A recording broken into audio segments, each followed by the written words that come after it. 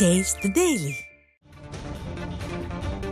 தேர்தல் பத்திரங்கள் தொடர்பான புதிய தகவல்களை இணையதளத்தில் தேர்தல் ஆணையம் பதிவேற்றம் செய்திருக்கிறது. பாரத ஸ்டேட் வங்கியால் வழங்கப்பட்ட தேர்தல் பத்திர விவரங்கள் தேர்தல் ஆணைய இணையதளத்தில் பதிவேற்றம் செய்யப்பட்டிருக்கிறது.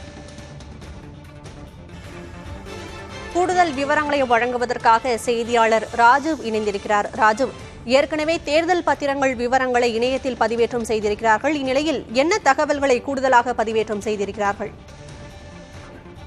சக்தி, கண்டிப்பாக. அதாவது இந்த அரசியல் கட்சிகளுக்கு நன்கொடையாக வழங்கப்படும் அந்த தேர்தல் பத்திரம் என்று சொல்லக்கூடிய நன்கொடை அந்த திட்ட விவரங்களை உச்ச நீதிமன்றம் அறிவுறுத்தலின்படி ஸ்டேட் வங்கி எஸ்பிஐ வங்கி பதிவிறக்கம் செய்ய வேண்டும்.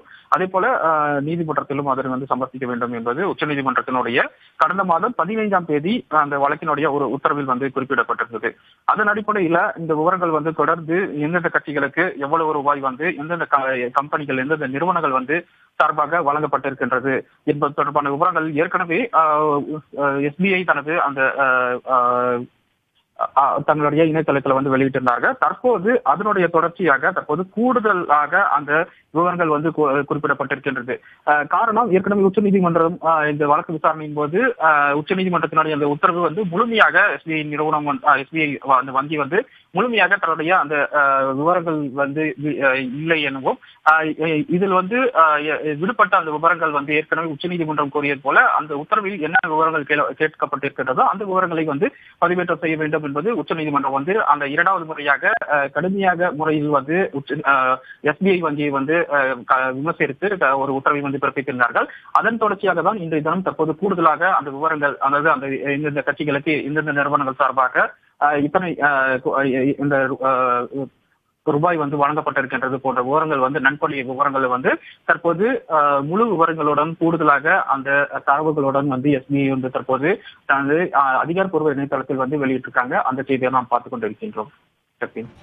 ராஜீவ், உச்சநீதிமன்றம் தேர்தல் பத்திர எண்களை ஏன் வெளியிடவில்லை என்ற கேள்வியும் எழுப்பியிருந்தது. தற்போது இணையத்தில் பதிவேற்றம் செய்யப்பட்டிருப்பதில் தேர்தல் பத்திர எண்கள் வெளியிடப்பட்டிருக்கிறதா?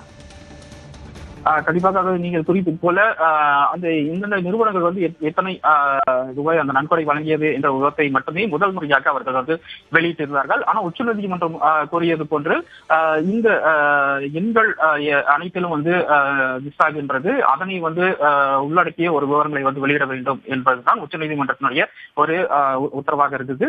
அதன் அடிப்படையிலே தற்போது இந்த எண்கள் உட்பட கூடுதல் விவரங்கள் தற்போது வெளியிடப்பட்டிருக்கின்றது. சக்தி, விவரங்களுக்கு நன்றி ராஜீவ்.